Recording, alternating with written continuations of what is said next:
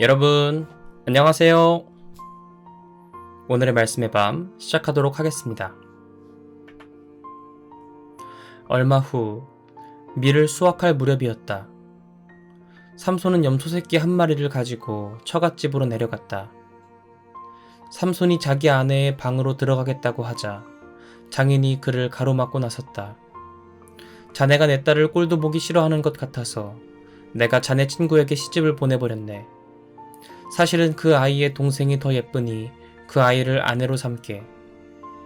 삼손이 거기에 있던 사람들에게 말했다. 내가 블레셋 사람들에게 어떻게 하든 이번만큼은 나를 나무라지 못할 것이오. 내가 무슨 해코지를 하더라도 할 말이 없을 거요. 삼손은 여우 300마리를 잡아서 꼬리와 꼬리를 서로 붙잡아 맨 다음에 그 사이에 회를 매달고는 거기에 불을 붙여 블레셋 사람들의 곡식밭으로 여우를 내몰았다. 그러자 베어놓은 낫가리뿐만 아니라 아직 배지도 않은 곡식과 포도원과 올리브나무까지 모두 불에 탔다. 블레셋 사람들이 아우성을 쳤다. 대체 어느 놈이 이런 짓을 했어?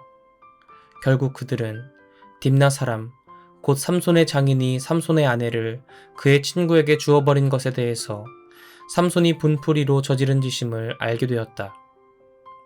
그러자 블레셋 사람들은 우르르 딥나로 몰려가 삼손의 아내와 장인을 불에 태워 죽였다. 그러자 삼손이 그들에게 말했다. 오냐, 너희가 이런 식으로 했으니 내가 원수를 갚고야 말겠다. 삼손은 닥치는 대로 블레셋 사람들을 마구 쳐 죽였다. 그런 다음 삼손은 에담에 있는 바위 동굴로 들어가 머물러 있었다. 그러자 블레셋 사람들이 유다를 치려고 올라와 레이 근처에 진을 쳤다. 유다 사람들이 블레셋 사람들에게 물었다. 무슨 일 때문에 우리를 공격하려고 올라왔느냐? 그들이 대답했다. 삼손을 잡으러 왔다. 삼손이 우리에게 한 짓을 우리도 그대로 해줄 참이다. 그러자 유다 사람 3,000명이 삼손이 머물고 있는 에담 바위 동굴로 몰려가서 말했다. 삼손, 당신은 어째서 그렇게 위험한 일을 저질렀소? 우리가 지금 블레셋의 지배를 받고 있다는 사실을 모른단 말이오. 삼손이 대답했다. 나는 다만 블레셋 사람들이 나에게 한 대로 갚아주었을 뿐이오. 그러자 유다 사람이 말했다. 할 수 없소. 우리가 당신을 묶어서 블레셋 사람들에게 넘겨주어야 하겠소. 삼손이 말했다. 당신들 스스로의 손으로는 나를 죽이지 않겠다고 맹세하시오. 유다 사람들이 대답했다. 좋소. 당신 말대로 맹세하겠소. 우리는 당신을 결박하여 블레셋 사람들에게 넘겨주기만 할 뿐 절대로 당신을 죽이지는 않겠소.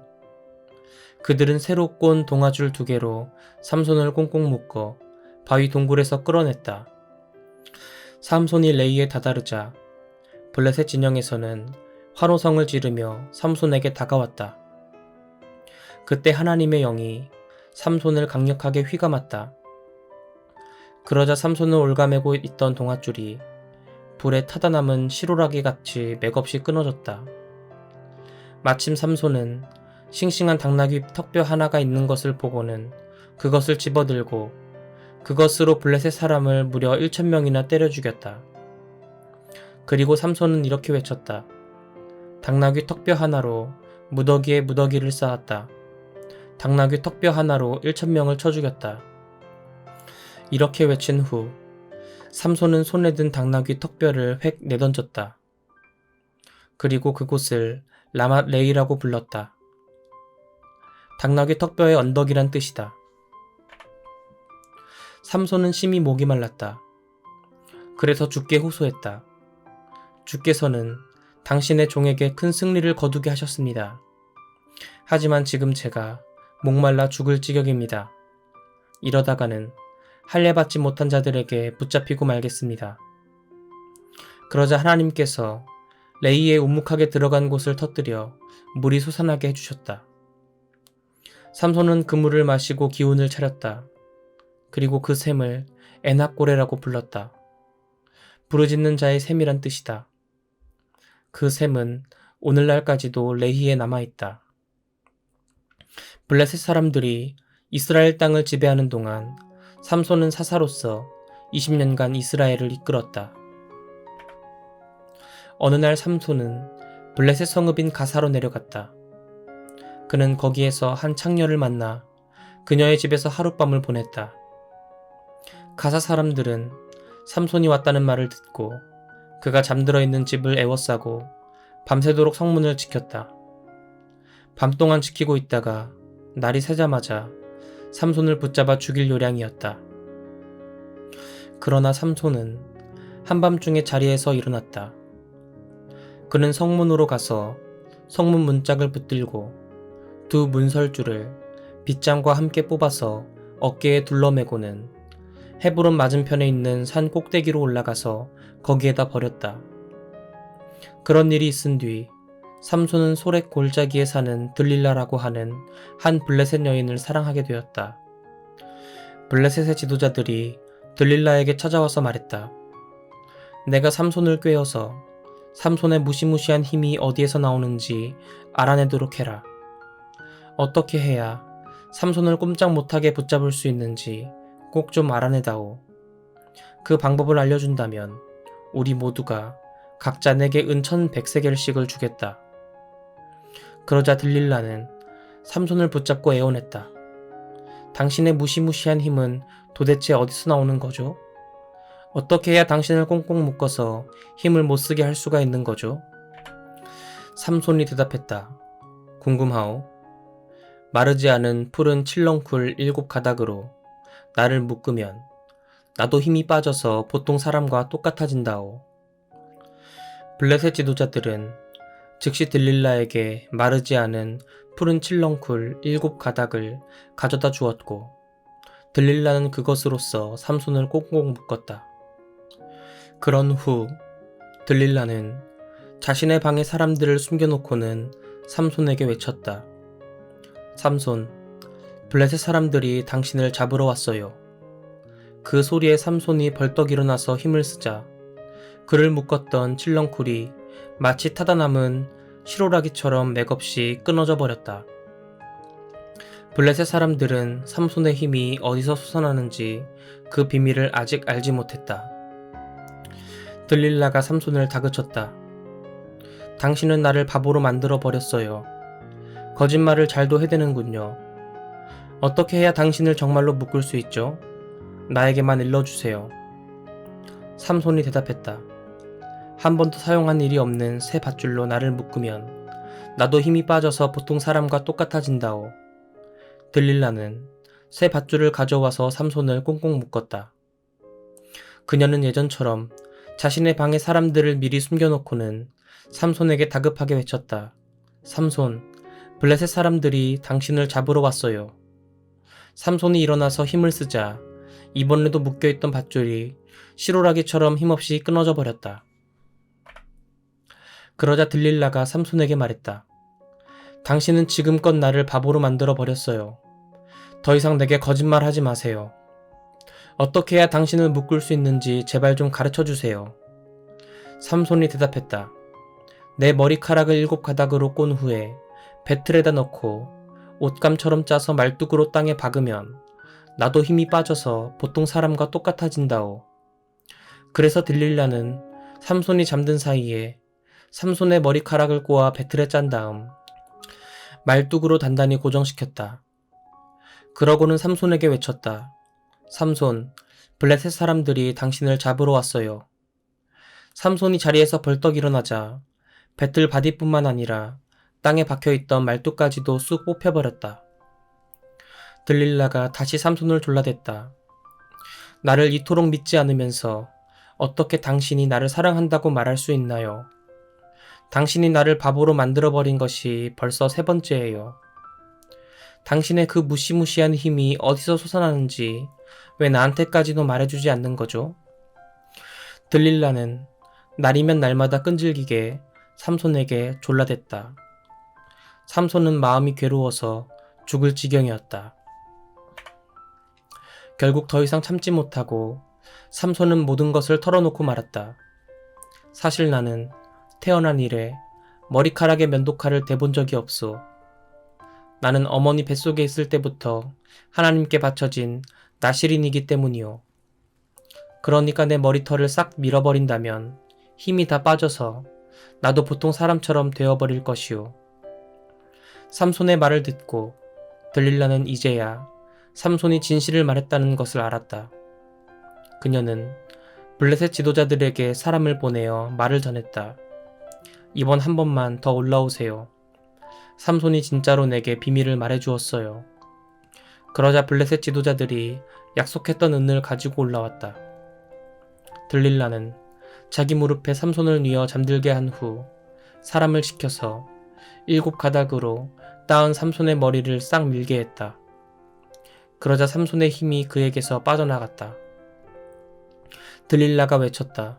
삼손, 블레셋 사람들이 당신을 잡으러 왔어요. 삼손은 잠에서 깨어났다. 그는 예전처럼 힘을 쓰려고 해보았지만 생각대로 되지 않았다. 그는 주께서 자신을 이미 떠났다는 것을 알지 못했다. 블레셋 사람들은 삼손을 꽁꽁 묶은 뒤 두 눈을 빼고는 가사로 끌고 갔다. 그들은 삼손을 청동사슬로 묶고 감옥에 가둔 뒤 감옥에서 맷돌을 돌리게 했다. 그러는 동안에 시간이 흘렀고 깎인 삼손의 머리카락은 다시 자라나기 시작했다. 어느 날 블레셋 지도자들이 다 함께 모여 자기네 신인 다곤에게 제사를 올린 다음 노래를 부르며 즐거워했다. 우리의 신은 우리 원수를 우리 손에 넘겨주셨네. 삼손을 우리에게 넘겨주셨네. 사람들은 삼손을 바라보고는 자기들의 신을 찬양했다. 우리의 신은 원수를 우리 손에 넘겨주셨네. 우리 땅을 망쳐놓고 수많은 사람을 죽인 자를 우리에게 넘겨주셨네. 블레셋 사람들은 더욱 흥이 나서 외쳐댔다. 삼손을 끌어내라. 삼손을 끌어내어 우리 앞에서 재주를 부려보라고 하여라. 그들은 삼손을 감옥에서 끌어내어 자신들이 잘 볼 수 있도록 기둥 사이에 세워두었다. 그때 삼손은 자기 손을 붙들고 다니는 시종에게 부탁했다. 여보게, 이 신전을 떠받치고 있는 기둥을 만질 수 있는 곳에 나를 데려다 주게. 내가 몸을 좀 기대고 싶네. 신전에는 수많은 사람들이 모여 있었다. 블레셋 지도자들도 모두 참석해 있었다. 신전 지붕에 올라가 있는 사람만도 3,000명이나 되었다. 삼손이 주께 기도했다. 주여, 저를 기억해 주십시오. 한 번만 더 제게 힘을 주십시오. 저의 두 눈을 빼어버린 블레셋 놈들에게 단번에 원수를 갚게 해주십시오. 그런 후에 삼손은 신전 지붕을 버티고 있는 중앙의 두 기둥을 하나는 왼손으로 또 하나는 오른손으로 꽉 붙잡았다. 내가 오늘 블레셋 놈들과 함께 죽으련다 하고 크게 외치면서 삼손은 있는 힘을 다해 기둥을 밀기 시작했다. 그러자 신전이 와르르 무너져 내리면서 블레셋 사람들과 지도자들을 내리덮쳤다. 그리하여 삼손은 자신이 죽을 때에 죽인 블레셋 사람들의 수가 살아있는 동안에 죽인 블레셋 사람들보다 훨씬 더 많았다. 삼손의 형제들과 온 집안 식구들이 이 소식을 듣고 내려와서 삼손의 시신을 거두어 그의 아버지 마노아의 무덤 곁에 장사 지내 주었다. 마노아의 무덤은 소라와 에스다올 사이에 있었다. 삼손은 사사로서 20년 동안 이스라엘을 이끌었다. 에브라임 산지에 미가라는 사람이 살고 있었다. 어느 날 미가는 자기 어머니에게 말했다. 어머니, 전에 어머니께서 은화 1,100세겔이 없어졌다면서 훔쳐간 사람을 저주하셨지요. 그 돈을 훔친 사람이 바로 저예요. 여기 그 돈이 있습니다. 그러자 어머니가 말했다.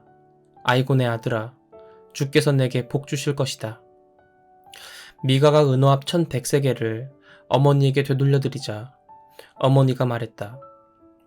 주께서 내 아들에게 복을 내려주시도록 내가 이 돈을 주께 바치겠다.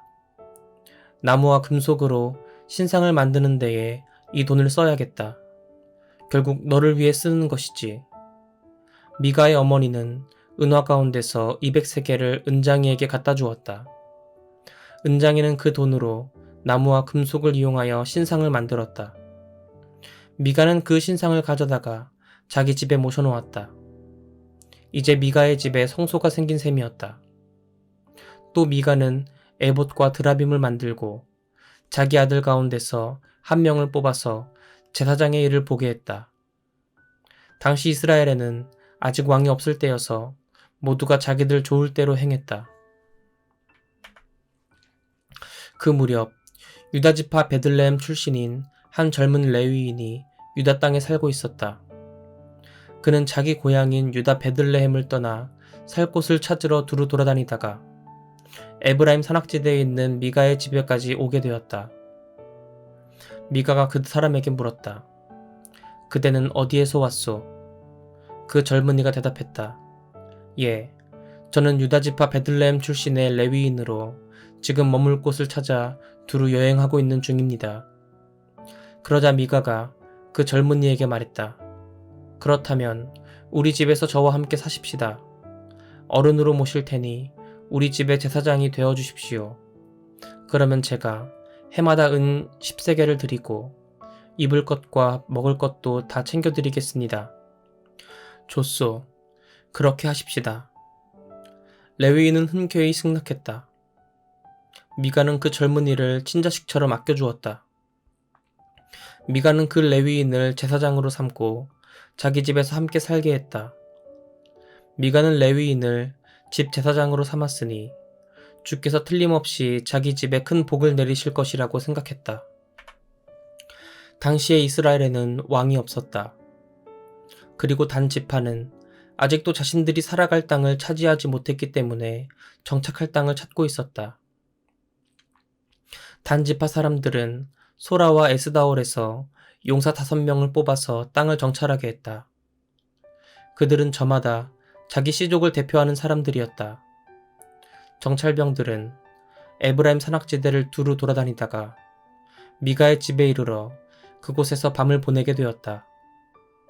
그들은 미가의 집에서 젊은 레위인의 목소리를 알아듣고 그에게 가서 물었다.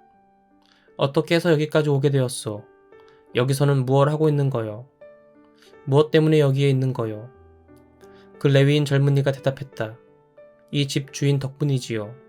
그분이 나를 고용한 것입니다. 나는 이 집안의 제사장 일을 합니다. 정찰병들이 그에게 말했다. 그러면 우리의 가는 길이 성공하게 될 것인지 하나님께 좀 여쭤봐 주시오. 그 제사장이 대답했다. 아무 걱정 말고 길을 떠나십시오. 여러분이 가시는 길을 하나님께서 지켜주실 것이오. 5사람의 정찰병은 그곳을 떠나 라이스에 이르렀다. 그곳 사람들은 시돈 사람들처럼 아무런 걱정 없이 편안하게 살고 있었다. 그 땅에는 부족한 것이 아무것도 없었다. 시돈과도 많이 떨어져 있어서 외부에 간섭이 없었다. 정찰병들이 소라와 에스다올로 돌아오자 사람들이 그들에게 물었다. 그래, 사정이 어떻던가요? 그들이 대답했다. 어서 그들을 치러 올라갑시다. 그 땅은 정말 좋아 보였습니다. 지금 우리가 이러고 있을 때가 아닙니다. 어서 올라가서 그 땅을 차지하도록 합시다. 거기에 가서 보시면 모두들 아무 걱정 없이 살고 있다는 것을 아시게 될 것입니다. 하나님께서 그 넓은 땅을 우리에게 넘겨주셨습니다. 그 땅에서는 부족한 것이 아무것도 없습니다. 그러자 단 지파 사람들 가운데서 600명이 무장을 하고 소라와 에스다올에서 출발했다. 그들은 북쪽으로 올라가서 유다 지역에 있는 기럇 여아림 가까이에 진을 쳤다. 단 지파가 이곳에 진을 쳤다고 하여 오늘날까지도 사람들은 그곳을 마하네단이라고 부른다. 그 말은 단 지파의 진영이라는 뜻이다. 그들은 거기에서 에브라임 산악지대로 더 올라가 미가의 집에 이르렀다. 전에 라이스 땅을 정찰하러 갔던 5사람이 일행에게 말했다. 이 집안에는 에봇은 물론이고 여러 신상들을 모시고 있습니다. 그러니 여러분이 망설일 게 뭐가 있겠습니까? 그들 5사람은 미가의 집으로 들어가서 젊은 레위인에게 안부를 물었다. 무장을 한 600명에게는 그 집 대문을 지키게 했다. 라이스 땅을 정찰하러 갔던 5사람은 미가 집안의 성소로 들어가 에봇과 드라빔, 목상과 금속으로 주조한 신상들을 챙기기에 바빴다. 그동안 제사장은 무장을 한 단지파 사람 600명과 함께 문간에 서 있었다. 5사람의 단지파 사람들이 에봇과 드라빔과 금속을 더딥혀 만든 신상들을 가지고 나오자 제사장이 놀라서 외쳤다. 아니 멋들하는 짓이오. 그들이 그에게 대답했다. 조용히 하시오. 아무 말 말고 우리와 함께 갑시다. 가서 우리 지파의 아버지와 제사장이 되어주시오. 한 집안의 제사장 일을 하는 것보다는 이스라엘의 한 지파인 우리의 제사장 노릇을 하는 것이 더 낫지 않겠소? 그 말을 듣고 제사장은 매우 기뻐했다. 그는 에봇과 드라빔과 신상들을 받아들고 그 사람들과 함께 길을 떠났다. 그들은 발길을 돌려 어린아이들과 가축대와 살림살이들을 앞세우고 길을 떠났다. 그들이 미가의 집에서 꽤 떨어진 곳에 이르렀을 때 미가와 그의 이웃집에 사는 사람들이 함께 쫓아왔다. 그들은 단지파 사람들을 향해 고함을 질렀다. 단지파 사람들은 뒤돌아보며 미가에게 말했다. 당신은 무슨 큰일이 났다고 사람들을 불러서 한꺼번에 몰려오는 것이오. 미가가 대답했다. 남의 집에 와서 신상을 훔쳐가고 제사장까지 데리고 가면서 무슨 큰일이냐고요? 내 것을 모두 쓸어가면서 그럴 수가 있는 겁니까? 단지파 사람들이 말했다. 함부로 입을 놀리지 마시오. 그랬다가는 당신 목숨뿐만 아니라 당신 집안 사람들까지 아무도 살아남지 못할 줄 아시오. 단지파 사람들은 계속해서 자신들의 갈 길을 재촉했다. 미가는 그들을 당해낼 수 없음을 알고는 하는 수 없이 집으로 돌아갔다. 단지파 사람들은 미가가 만든 신상과 제사장을 데리고 라이스에 이르렀다. 그들은 아무 걱정 없이 평화롭게 살고 있던 마을 사람들을 칼로 쳐 죽이고 마을에 불을 질렀다. 그곳 사람들은 시돈과 너무 떨어져 있는 데다 자기들끼리만 오순도순 살고 있는 처지여서 누구에게 도와달라고 말도 하지 못한 채 꼼짝없이 당하고 말았다. 라이스는 베드로옵 부근에 골짜기 안에 있었다. 단지파 사람들은 그 마을을 재건하고 거기에 정착했다. 그들은 이스라엘의 아들인 자기 지파 조상의 이름을 따라 그 마을을 단이라고 불렀다. 마을의 본래 이름은 라이스였다. 단 지파 사람들은 자기들이 가지고 간 신상을 그곳에 세우고 섬겼다. 그리고 모세의 손자이며 게르손의 아들인 요나단과 그의 아들들을 제사장으로 세웠다. 그들은 단지파 사람들이 포로로 끌려가는 날까지 제사장 일을 보았다. 하나님의 집이 실로에 있는 동안 단지파 사람들은 미가의 집에서 훔쳐온 신상을 내내 섬겼다. 이것은 하나님의 말씀입니다. 아멘. 전도사님과는 내일 이 시간 함께 할게요. 여러분 모두 안녕.